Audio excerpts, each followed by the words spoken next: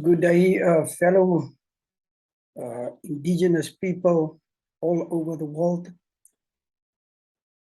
It is actually for us in South Africa quite a significant moment to know that this year we are also partaking in the United Nations International Day of the World Indigenous Peoples. This is quite significant because we are well aware of the multiple challenges that Indigenous people are facing all over the world. In particular in South Africa, we still aren't there in terms of getting the recognition as First Nation of South Africa. And that's why we are very much grateful to be on an international platform where the plight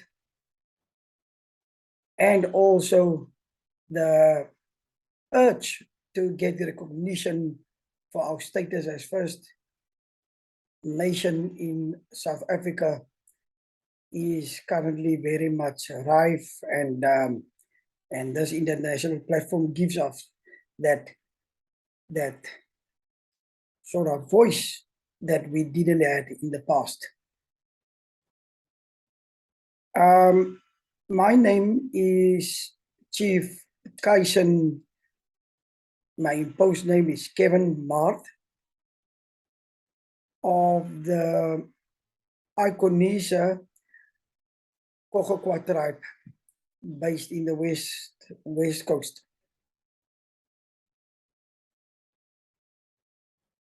The traditional Khoisan Leadership Act that came into effect last year is actually trying to see how they can give recognition to the leadership within the Khoisan and also try to see how they can actually integrate us into formal decision-making systems that they currently have.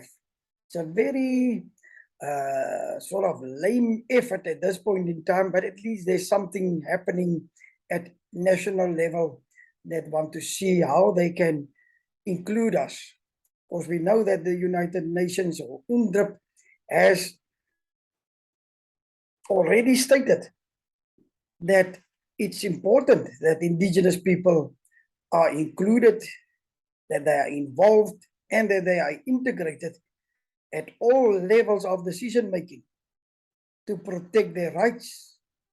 And most importantly, that it is sort of imperative that anybody who wants to do any development in areas where Indigenous peoples are, to obtain their free, their prior, and informed consent. In South Africa, we are very, very far still from that point where we can get that kind of authority or that recognition. We are well aware that Indigenous peoples, especially in South Africa, has been marginalized. They have been excluded from participation in societal decision-making structures. We are very much, if you look at our population, we are cast as poor and also sometimes more uneducated than our other colleagues within the South African sphere. And we are forced to be mere voiceless observers of the destruction of our sacred lands and our waters. And I think actually this International Day give us again that platform where we can actually voice our concerns and be sort of recognized as people that needs to be consulted with regards to the management of natural resources and also the development of land and infrastructure in our sacred areas.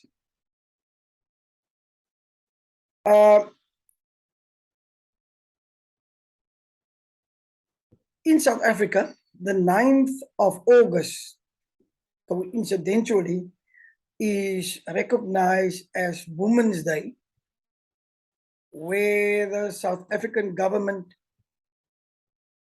is recognizing the role that more or less 20,000 women played in 1956 on the 9th of August when they marched to the Union buildings in Pretoria to protest against legislation that were aimed at tightening the apartheid government's control over the movement of black people in urban areas.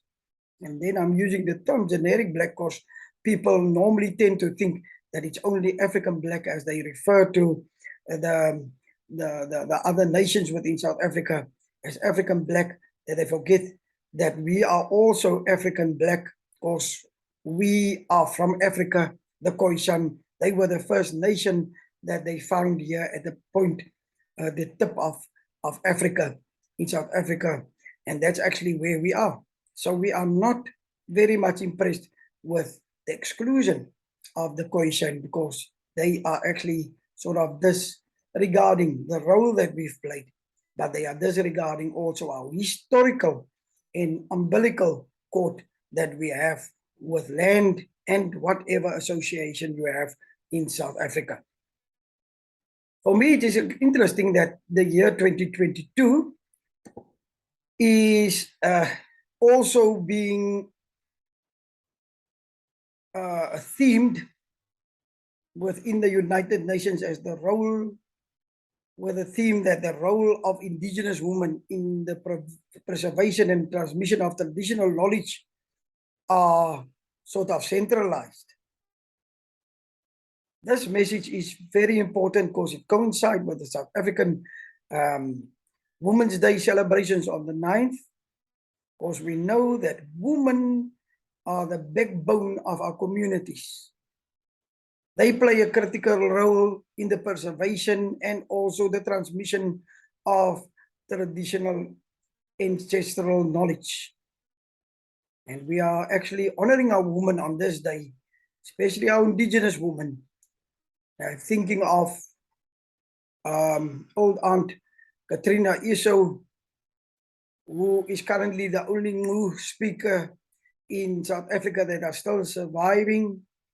And then we know that women plays a critical role in transferring that knowledge systems that has been embedded in our societies over many years.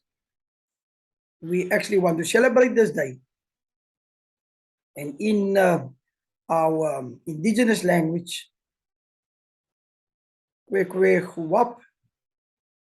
normally actually have the proclamation that we say it in our language. Atua tuma comes he, means the struggle must continue, and the Indigenous people, our struggle will continue to reclaim and restore what has been stolen from us.